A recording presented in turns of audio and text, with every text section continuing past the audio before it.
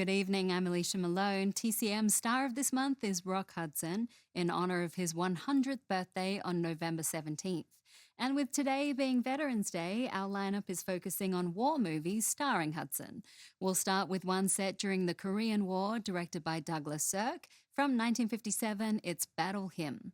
This is based on the true story of Colonel Dean Hess, a minister who enlisted in the US Army Air Force during World War II.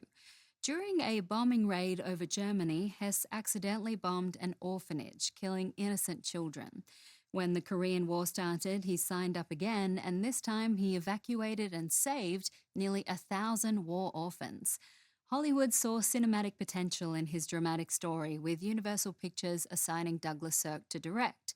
Sirk bluntly said that he was interested in telling the story of a man who kills and saves children, calling Hess an ambiguous character, highly interesting as a subject for drama. Universal wanted Robert Mitchum to star as Hess, but the Colonel vetoed that choice because Mitchum had been arrested in 1948 for marijuana possession.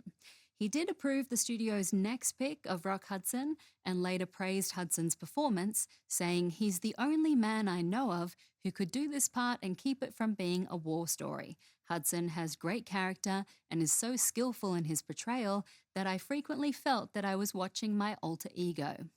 However, Rock Hudson looked nothing like the real Colonel Hess, so when the film was released, Universal's head of production warned the publicity department not to use any photos of the two together.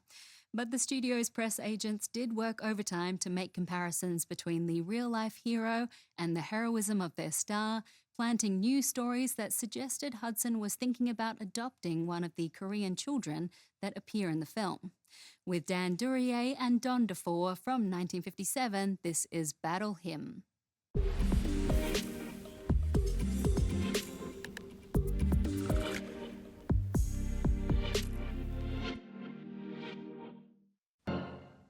The real Colonel Dean Hess was heavily involved in the production of Battle Hymm, serving as a technical advisor and being on set most days. Director Douglas Sirk was unhappy with his constant presence, saying he had many issues because Hess was hanging around, supervising every scene. "I couldn't bring out the ambiguity of the character as I would have liked." Sirk tried to add more edge to the character by suggesting that Hess should drink alcohol to cope with his guilt. That didn't work. "He was there on set the whole time," Sirk said, saying, "I didn't drink," trying to make me stick to the truth. Meanwhile, this was the 8th time Douglas Sirk had directed Rock Hudson, who began their collaboration with Has Anybody Seen My Gal from 1952. Sirk saw something special in Hudson and helped make him a movie star, fighting to cast him as the lead in Magnificent Obsession from 1954. After Battle Hymm, Hudson and Sirk worked together one more time in The Tarnished Angels from 1957, which we'll show next Tuesday for our third night with Hudson as our star of the month. But after this break, we'll see Rock Hudson with Ernest Borgnine in a 1968 Cold War thriller directed by John Sturges.